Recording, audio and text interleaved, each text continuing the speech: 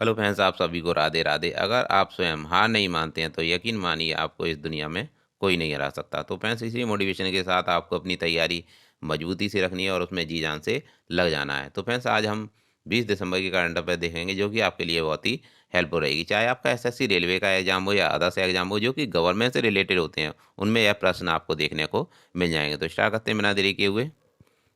11वां वैश्विक खाद्य सुरक्षा सूचकांक में किस देश को प्रथम स्थान प्राप्त हुआ है? तो यह प्रथम स्थान फिनलैंड को प्राप्त हुआ है। द इकोनॉमिस्ट पत्रिका द्वारा वैश्विक खाद्य सुरक्षा सूचकांक जारी किया जाता है और इसमें भारत का स्थान 68वां स्थान रहा है। फिनलैंड का इसमें प्रथम स्थान रहा है। फिनलैंड को झीलों का देश भी कहा जाता है। न देखेंगे 31वां सरस्वती सम्मान रामदास मिश्र को मिला है। मैं तो यहाँ हूँ के लिए। 31वां ब्याह सम्मान असगर बजात को दिया गया महाबली नाटक के लिए। अंतर्राष्ट्रीय बुकर पुरस्कार गीतांजलि श्री को दिया गया है रेत की समाधि के लिए और इसका English version tomb of sand है जो कि डेजी रॉकवेल का है। लता दीनानाथ मंगेशकर पुरस्कार 2022 मोदी जी को दिया गया है, यानी प्रधानमंत्री जी को दिया गया है। ग्रैमी अवार्ड 2022 BR एल्बम को दिया गया है। एबल पुरस्कार मैथ के क्षेत्र में यानी गणित के क्षेत्र में दिया जाता है जो कि डेनिस सुलेवन को दिया गया। 57वां ज्ञानपीठ पुरस्कार दामोदर मुझा को दिया गया और 56वां नीलमणि फूकन को दिया गया है। पद्म पुरस्कार 2022 चार लोगों को दिया गया है। जनरल बिपिन रावत, भारती श्याम खेमका, कल्याण सिंह और प्रभा अन्य चार लोगों को दिया गया है जो कि आपके लिए बहुत ही इंपॉर्टेंट बनते हैं।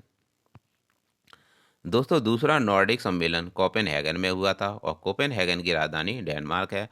नॉर्डिक देश चार हैं: Norway, Sweden, Denmark, Finland. Finland को झीलों का देश कहा जाता है और नॉर्वे की राजधानी ओस्लो है।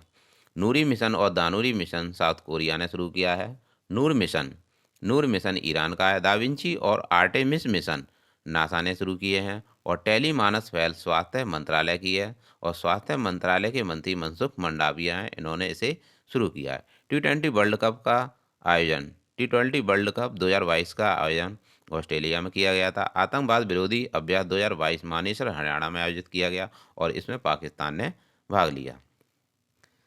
स्टील कचरे से सड़क का निर्माण सूरत में किया गया। बुलेट ट्रेन का प्रथम स्टेशन का निर्माण सूरत में किया गया है। और गोवा से रिलेटेड हम यहाँ पर देखेंगे। यहाँ के सीएम प्रमोद सावंत हैं और गोवा न्यूनतम क्षेत्रफल वाला राज्य है और जीएसटी संग्रहालय गोवा के पणजी यानी गोवा की राजधानी पणजी में स्थापित है। पहला हर घर जल वाला प्रमाणित राज्य गोवा ही है और पहला रैबीज मुक्त राज्य गोवा ही है और समान सिविल संहिता गोवा में लागू है। क्वाड शिखर स- क्वाड शिखर सम्मेलन 2022 की बैठक टोक्यो जापान में हुई थी। न देखेंगे हाल ही में किस देश को यूरोपीय संघ का तीसरा औपचारिक उम्मीदवार बनाया गया है यानी घोषित किया गया है? तो बोस्निया को घोषित किया गया है। यूरोपीय यूनियन में 27 देश हैं और इंग्लैंड इससे बाहर हो गया है और इसे ही ब्रेग्जिट कहा जाता है। इसका हेडक्वार्टर ब्रुसेल्स बेल्जियम में है और यहाँ की मुद्रा यूरो है। औपचारिक उम्मीदवार यूक्रेन, माल्टोवा और तीसरा बोस्निया है जो कि 3 बनाए गए हैं और हाल ही में बोस्निया को घोषित किया गया है।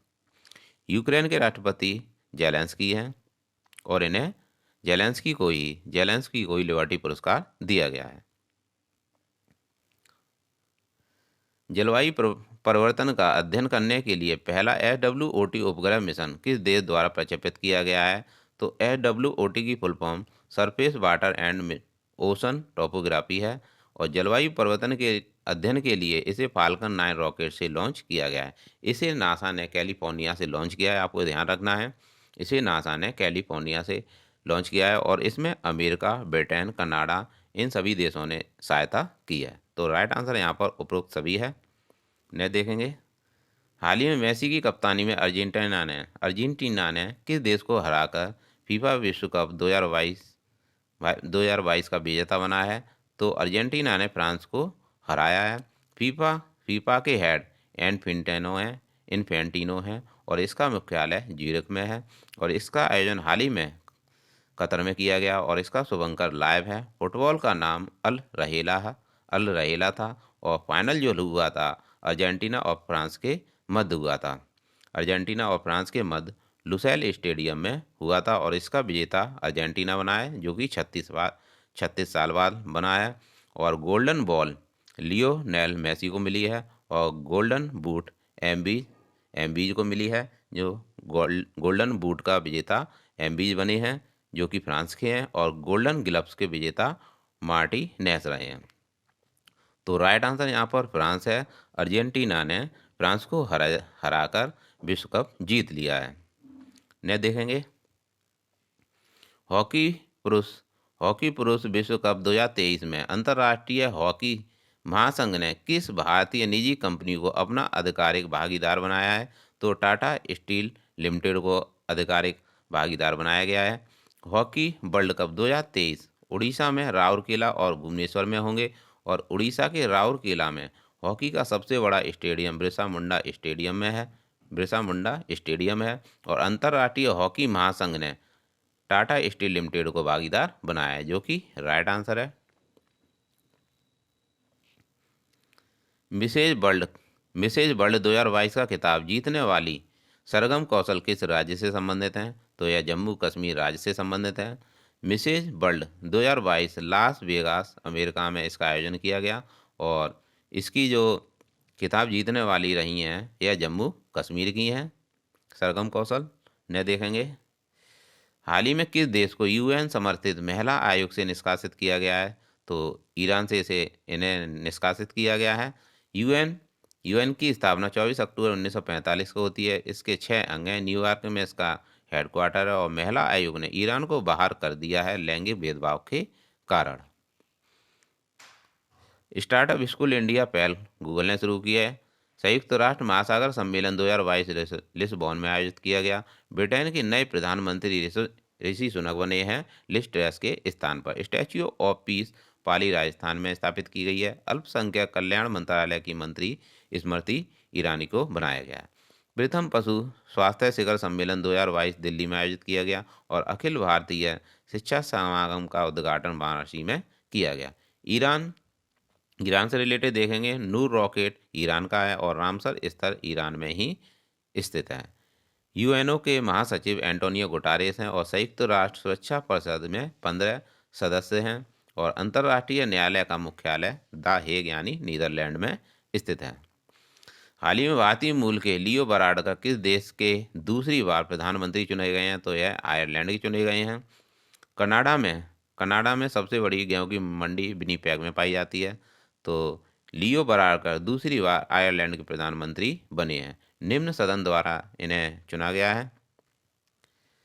अमेरिका के प्रधानमंत्री ऋषि सुनक बने हैं, और सूरीनाम के राष्ट्रपति चंद्रिका प्रसाद संतोषी बने हैं। अमेरिका की पहली महिला उपराष्ट्रपति कमला हैरिस हैं, और मॉरिशस के प्रधानमंत्री प्रविंद जगन्नाथ बने हैं। मलेशिया के राष्ट्रपति हलीमा याकूत बने हैं। टोक्यो ओलंपिक से बारे में देखेंगे। टोक्यो ओलंपिक जो कि 48वें क्रम के थे, और इसमें नीरज चोपड़ा ने गोल्ड जीता था, और 2 सिल्वर मीराबाई चानू और रवि दहिया ने जीते।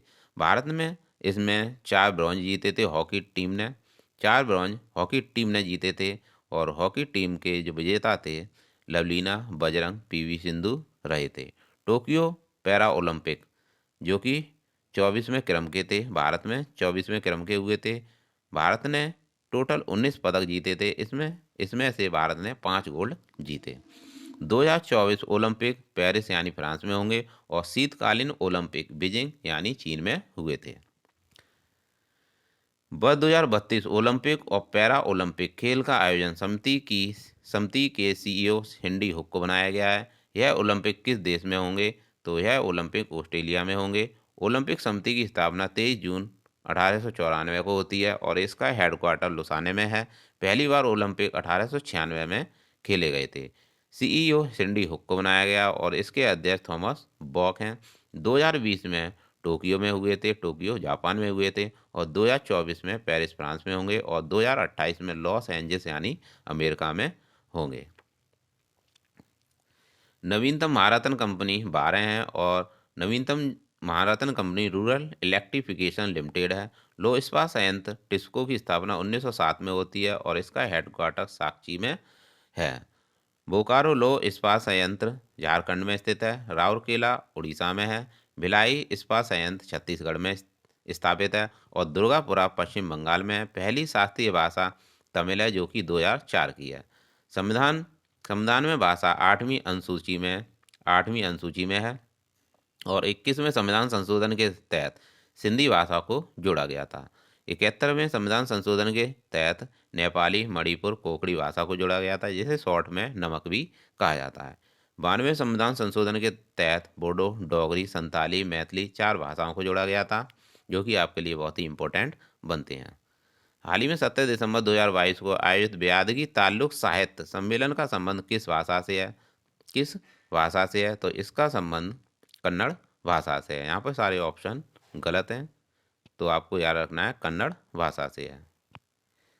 वर्ष 2022 में मनाया जा रहा द्वितीय सुशासन सप्ताह कब से प्रारंभ हो रहा है? तो यह 19 दिसंबर से प्रारंभ हुआ और सुशासन दिवस अटल बिहारी वाजपेयी के जन्म दिवस पर 19 दिसंबर को मनाया जाता है। 2022 में इसे दूसरी बार मनाया जा रहा है और इसे 19 दिसंबर से 25 दिसंबर तक मनाया जाएगा।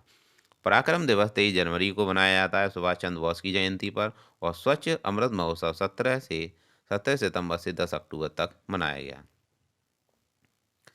विश्व जल दिवस 22 मार्च को मनाया जाता है। अंतर्राष्ट्रीय बालिका दिवस 11 अक्टूबर को मनाया जाता है। राष्ट्रीय बालिका दिवस 24 जनवरी को मनाया जाता है।